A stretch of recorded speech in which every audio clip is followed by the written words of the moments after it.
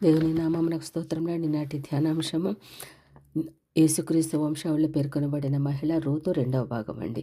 నిన్నటి దినమున నీ జనమే నా జనము, నీ దేవుడే నా దేవుడు అని నిబంధన గావించిన వనితారత్నం రూతు గురించి దేవుడు కొన్ని ఆధ్యాత్మికమైన విషయాలు నేర్పించేందుకు వేలాది స్తోత్రములండి.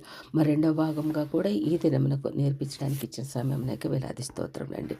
ఈ దినమున 3వ అధ్యాయం 6వ వచనం ప్రకారం నయోమి రూతునకు విశ్రాంతి విచారింపదలచి ఆజ్ఞాపించిన విధముగా సమస్తం చేసిందండి. కానీ తన స్వబుద్ధిపై ఆధారపడలేదు. అత్తమాటకే విధేయురాలే ప్రవర్తించిందండి. పరిపూర్ణ వినయవతి బోయాజును కటాక్షించమని కోరిందండి. 3వ అధ్యాయం 10వ వచనం ప్రకారం నీవు యవనస్తులను వెంబడింపక ఉండుట వలన నీ మునుపటి సత్ప్రవర్తన కంటే వెనుకటి సత్ప్రవర్తన మరి ఎక్కువైనదని బోయాజు ఆమెను కొనియాడాడండి. యెహోవా భయభక్తులు కలిగిన స్త్రీ కొనియాడబడనని సామెతల గ్రంథం 31వ అధ్యాయం 31లో చెప్పిన విధముగా ఆమె ప్రవర్తించిందండి. అదే రూతు విషయంలో జరిగింది. అందుకు కారణం ఆమె సత్ప్రవర్తనే. ప్రయాస ఫలించిన రూత్ అండి. బోయాజు ఆమెను కొనియాడి దుప్పట్లో 6 కొలల యవలను కొలిచి ఆమె భుజం మీద పెట్టి పంపాడండి. ఆమె కొరత తీర్చాడు. ఆమె యొక్క కొరత అంటే ఆహారం తినడానికి కావలసిన యవలను ఇచ్చాడండి. మన ప్రభువు ప్రయాసపడి భారం మోసుకున్న సమస్త జనులారా నా యొద్దకు రండి, నేను మీకు విశ్రాంతి కలుగ చేస్తాను అన్నారు కదండి. ఆయన యొద్దకు వెళితే వట్టి చేతులతో పంపరు, నిండైన ఆశీర్వాదంతో నింపి పంపుతూ ఉంటారు. ఆయన సన్నిధికి వట్టి చేతులతో వెళ్తామేమో కానీ మనము ఆయన నుండి మాత్రము మెండైన దీవులతో వెనక్కి వస్తామండి రూతు వలె.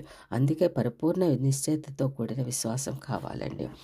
తర్వాతగా 4వ అధ్యాయము 10వ వచనం ప్రకారం ఆమె సుగుణ సౌశల్యతను బట్టి బోయాజు ఆమెను విడిపించి ధర్మము జరిపించి ఆమెను సంపాదించుకున్నాడండి. ముందు మహ్లోను భార్య అయ్యే, కానీ ఇప్పుడు బోయాజు పరిణయమాడిన వనిత, అనగా వివాహము చేసుకున్న వనిత. మనమును సాతాను బంధకముల నుండి విడిపింపబడిన నాడే సంఘవధువుగా మారి సుందరుడేసునకు పరిణయమాడగలడండి. తర్వాత 4వ అధ్యాయం 11వ వచనం ప్రకారం ప్రజలందరూ బోయాజును చూసి నీ ఇంటికి వచ్చిన ఆ స్త్రీని, అనగా రూతును, ఇశ్రాయేలు వంశం నుండి వర్ధిల్ల చేసిన రాహేలును పోలిన దానిగాను లేయను పోలిన దానిగాను చేయునుగాక, తామారు కనిన పెరసు కుటుంబము వలె ఉండునుగాక అని దీవించారండి. అన్య స్త్రీ అయినా ఆమె పూర్వపు పరిశుద్ధ తల్లులైన రాహేలు మొదలగు వారితో పోల్చాడండి. ఎంత దీవెనకరం కదా. తర్వాత ప్రశంసింపబడిన రూతు. 4వ అధ్యాయం 15వ వచనం ప్రకారం నయోమికి 7 కుమారుల కంటే ఎక్కువైన కోడలుగా రూతు ప్రశంసింపబడిందండి స్త్రీల చేత. ఎంతో అదృష్టవంతురాలు రూతు.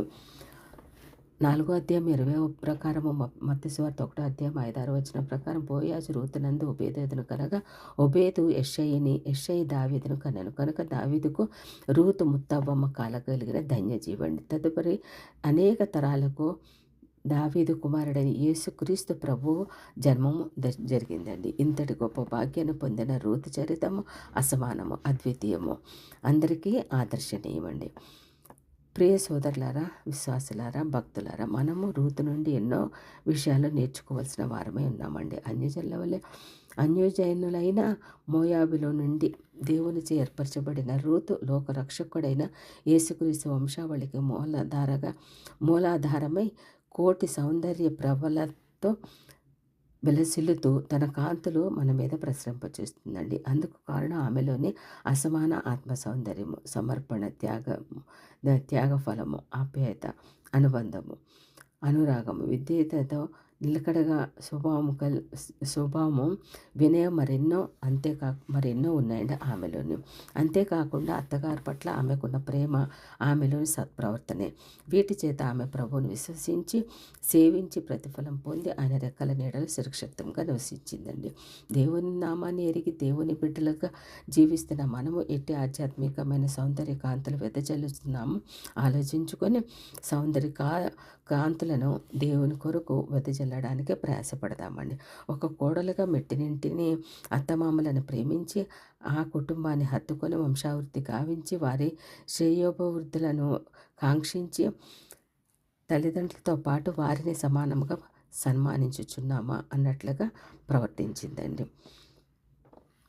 వంశాభివృద్ధికి పాటుపడిందండి. శ్రేయోభివృద్ధులను కాంక్షించి వృద్ధురాలైన అత్తను ఎంతో ప్రేమించి తల్లిదండ్రులతో సమానంగా ఆమె చూసుకుందండి. ఇవన్నీ రూతు చేసింది. రూతు కోతకాలంన ఏరి ధాన్యం సంపాదించిన రీతిగా ప్రభు రాకడ కాలం వరకు మనము నిలకడగా నిలిచి ఆ కోతకాలమున ఆయన చేనిలో పనిచేయచ్చు చెదిరిపోయిన ఆత్మల్ని పరిగెను ఏర్చి కూర్చి దుళ్ళగొట్టి సమీకరించి ఆయన సంఘంలో చేర్చుదాం. ఆయన పనికే పాటుపడదాం. రూతు వలె సర్వాంగ సుందరంగా శోభించి ఆత్మ సౌందర్యంతో ప్రకాశించి సాతాను బంధకాల నుండి విడిపడి సంఘ శరీరంలో భాగంగా ధవళవర్ణుడు రత్నవర్ణుడు 10,000లో అతి పరిశుద్ధుడు ప్రియుడకు యేసును పరిణయమాడి ఆయన రెక్కల సంరక్షణలో విశ్రాంతి గైకొందామండి. ఆయన దీవెనలతో మన జీవితాన్ని నిండించుకుందామండి.